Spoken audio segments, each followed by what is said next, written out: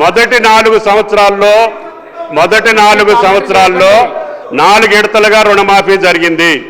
అది వడ్డీకి సరిపోయిందని రైతుల ఘోష. తర్వాత టర్మ్లో 5 సంవత్సరాలకి ఎన్నికల ముందు 3 నెలల ముందు మొదలుపెట్టి కేవలం 11,000 కోట్లు రిలీజ్ చేస్తే సగం మంది రైతులకు కాకపోతే ఆ భారాన్ని కూడా ఈ ప్రభుత్వమే భరాయించి ఆ ప్రభుత్వం పరిపాలించినటువంటి 5 సంవత్సరాల్లో తీసుకున్నటువంటి అప్పులు కూడా ఎంత ఉంటాయో లెక్క చేసి ప్రతి రైతుకి ఇవ్వాలనే సదుద్దేశంతో గౌరవ ముఖ్యమంత్రి గారు మొత్తాన్ని లెక్కగట్టాము.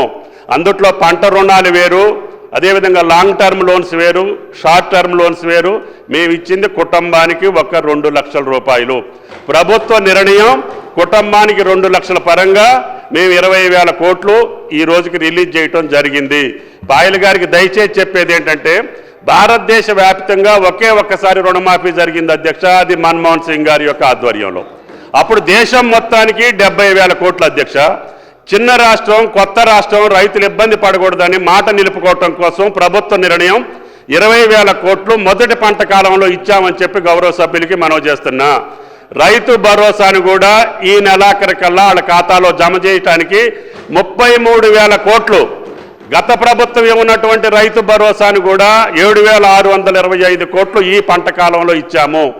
ఈ రైతు భరోసాను కూడా ఈ నెలాఖరికి ఈ ఆర్థిక సంవత్సరం లోపులని ఇస్తున్నాము. 33,000 కోట్లు రైతుల నేరుగా వాళ్ళ జేబులో వేసినటువంటి ఏకైక ప్రభుత్వం రేవంత్ రెడ్డి గారి ప్రభుత్వం అని చెప్పి గౌరవ సభ్యులకి మనం చేస్తున్నా.